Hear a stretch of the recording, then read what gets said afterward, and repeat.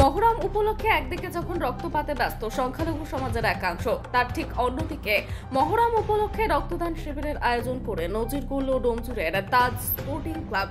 মহরম উপলক্ষে ডোমজুরের তাজ স্পোর্টিং ক্লাবের উদ্যোগে ডোমজুর বাস স্ট্যান্ডে এদিন রক্তদান শিবিরের আয়োজন করল ক্লাব কর্তৃপক্ষ। এদিন রক্তদান শিবিরে রক্তদান করেন প্রায় 100 জনেরও অধিক সাধারণ মানুষ। এই রক্তদান শিবিরে উপস্থিত ছিলেন জগৎবল্লভপুরের বিধায়ক সীতানাথ ঘোষ, ছিলেন ডোমজুরের বিধায়ক কল্যাণ ঘোষ, অভিনেতা জুনায়েদ খান সহ বহু বিশিষ্ট ব্যক্তিবর্গ। রক্তপাতের উৎসবে রক্তদান করে সাড়া ফেলে দিয়েছে ডোমজুরের তাজ স্পোর্টিং ক্লাব। আজকে মূলত অনুষ্ঠান হচ্ছে 21শে জুলাইয়ের প্রস্তুতি সভা। তার উপরে আজকে আমাদের কর্মীদেরও একটা শক্তি প্রদর্শনের ছিল। কি শক্তি প্রদর্শন? দীর্ঘদিন ধরে যে স্বৈরাচারী শক্তি পঞ্চায়েত চালাচ্ছিল, যে 14টা ক্যান্ডিডেটকে অবজ্ঞা করে পঞ্চায়েত একনায়কতন্ত্রভাবে চালাচ্ছিল, কিছু সংখ্যক মানুষ আছে, তাদের সঙ্গে যে লড়াই, বাংলা 3-এর যে উন্নয়নকে স্তব্ধ করে রেখেছিল, যে 14টা ক্যান্ডিডেটকে অবজ্ঞা করে, তাদেরকে অবহেলা করে, তাদেরকে রাজনৈতিকভাবে দূরে সরিয়ে দেওয়ার একটা প্রচেষ্টা চালিয়েছিল কিছু অসাধু ব্যক্তি, তারা আছে। তাদের বিরুদ্ধে লড়াই আমরা দীর্ঘদিন যাবৎ চালিয়েছি।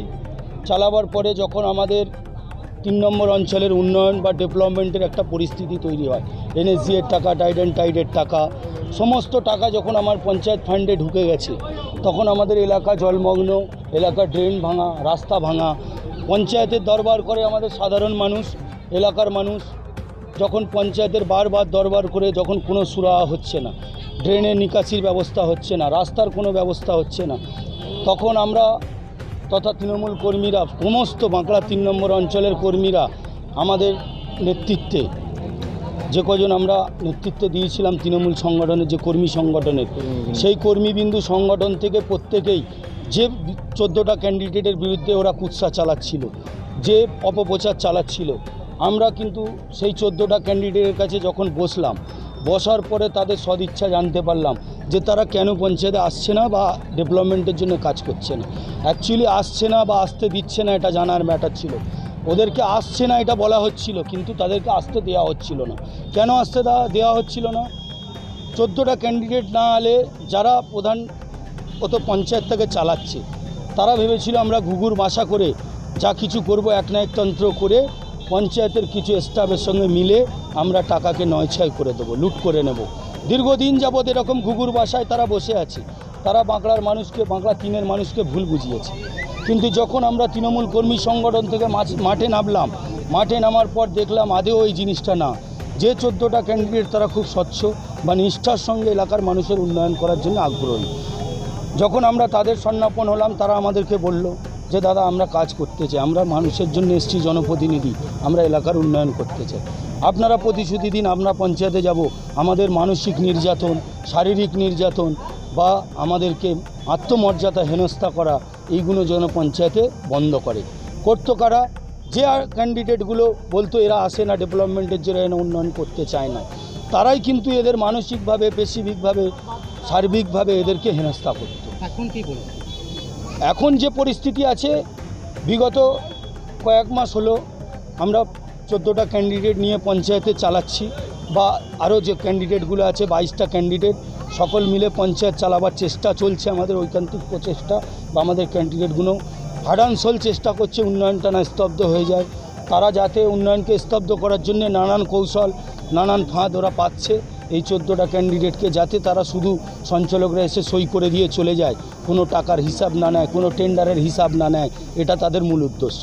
আর এই আজকের সভা থেকে এটাই বার্তা দিলাম, যারা বাঁকড়াকে মনে করছে যে আমরা অভিভাবক বাঁকড়ার, কিন্তু বাঁকড়ার অভিভাবক তারা না, তাদের মুখ না মুখোশ আমরা খুলে দেবো। তারা অ্যাকচুয়ালি মুখোশ পরে দিবাচারিতা করছে যে আমরা বাঁকড়ার অভিভাবক। কিছু মানুষ আছে যারা নিজের বাঁকড়ার অভিভাবক বলে পরিচয় দেয়, তারা আদেও না, তারা স্বার্থ চরিতার্থ করার জন্যে, নিজেরা স্বজন পোষণ করার জন্যে বাঁকড়ার মসলান্দে তারা বসে আছে। আজকে কিন্তু বাঁকড়া তৃণমূল কংগ্রেসটা বাঁকড়ার মানুষ করে বা জানে, কারণ door to door, man to man Trinamool কংগ্রেসটা করে। আজকে সেই হিসাব বাঁকড়ার মানুষ নিচ্ছে, আগামী দিনে আরও কঠোরভাবে নেবে। এই টাকা আমরা কাউকে খাতে দেব না, উন্নয়ন আমরা করব, এটাই আমাদের লক্ষ্য। 21শে জুলাইয়ের যে বীরেদের শহীদ স্মরণে আমরা 21শে জুলাই প্রত্যেক বছরের ন্যায় বছরেও হবে। 21শে জুলাই প্রত্যেকটা আমাদের তৃণমূল কংগ্রেস সৈনিক বা যারা কর্মী সবাই 21শে জুলাই আমরা যাব, এই লড়াই আমরা করব। যেহেতু বীরেদের শহীদের রক্তের ঋণ আমরা ছুটতে পারবো না, তাদেরকে মনে রেখে তাদেরকে মানে উদ্দেশ্য করে আজকে মঞ্চে থেকে সবাই কর্মীদেরকে বলেছি আগামী দিন 21শে জুলাইয়ের যে পদযাত্রা আমরা করব বা গাড়ি নিয়ে যাব, সেই পদযাত্রায় বাঁকুড়া 3-এর প্রত্যেকটা কর্মী থাকবে এই বলে আমরা সবাইকে আহ্বান করেছি। আমার নাম হাসানুর সর্দার। ডেডিকেশন বলতে আমি একজন সাধারণ তৃণমূল কর্মী। বাঁকুড়া 3-এর প্রত্যেকটা মানুষ আমাদের কাছে আসে, আমরা মানুষের উন্নয়নের জন্য করি, মানুষের কাজের জন্য রাত দিন পড়ে থাকি। মানুষের যাতে উন্নয়নে মানুষের স্বার্থ যাতে কিসে মিটবে, মানুষের নিত্যদিন যে প্রয়োজন আছে পঞ্চায়েতের কাছে তাদের সেই প্রয়োজন মেটাবার জন্য আমরা প্রচেষ্টা করি। প্রত্যেকটা জায়গায় আমরা মানুষের পাশে থাকি। আজকে এলাকার উন্নয়নের জন্য দীর্ঘ 10 মাস ধরে লড়াই করেছি। আজকে মানুষের কাছে আমাদের গ্রহণযোগ্য একটাই, আমরা দিদির সৈনিক, তৃণমূল কর্মী। আমরা পদকে বিলন করি না, আমরা পতাকাকে বিলন করে চলি। দল বড়, আমি বড় না, ব্যক্তি হাসানুর কেউ না। মমতা ব্যানার্জি যতদিন আছে দলটাকে আমরা সেইভাবে ভালোবাসছি। মাননীয় কল্যাণ ঘোষ, মাননীয় অভিষেক ব্যানার্জি, কল্যাণ ব্যানার্জি, এনাদের যে নীতি আদর্শকে আমরা আদর্শিত, সেই আদর্শে আমরা উন্নয়ন করি, মানুষের পাশে থাকি, মানুষের কাছে থাকি।